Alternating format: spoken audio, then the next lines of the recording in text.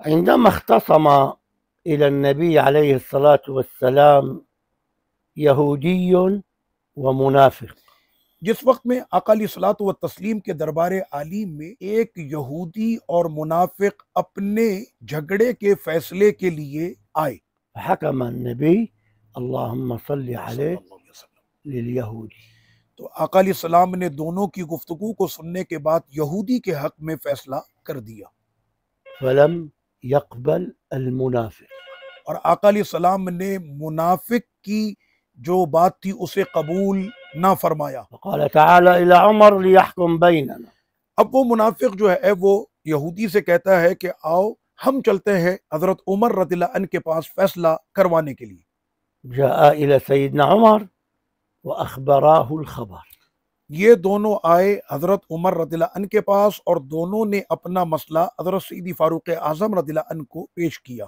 قال الیہودی هذا لم يرضى بحکم ابی القاسم، تو یہودی نے یہ کہا کہ یہ سیدی ابو القاسم سرور کونین صلی اللہ علیہ وسلم کے فیصلے سے مطمئن نہیں ہے۔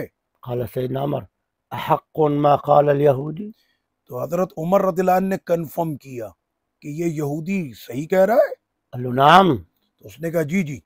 قال انتظرا حتى احضر لكم الحكم بينكما، تو کہا ٹھہرو تم دونوں، ابھی میں اس فیصلے کا صحیح جو انصاف ہے اب عمر کرے گا۔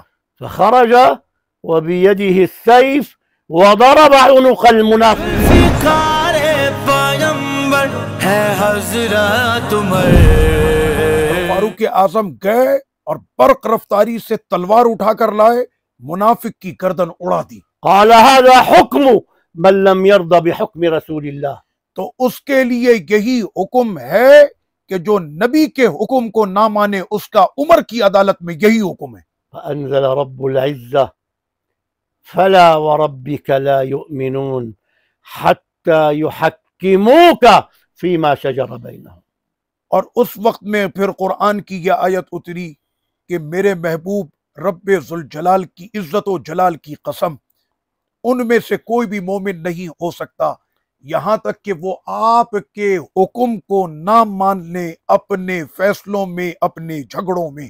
ثم لا يجدوا في أنفسهم حرجا مما قضيت ويسلموا تسليما، اور جو فیصلہ آپ کا آ جائے اس پر وہ سر تسلیم خم کر کے دل سے محبوب کے فیصلے کو قبول کر لے۔ والحمد لله رب العالمين۔ والحمد للہ رب العالمین۔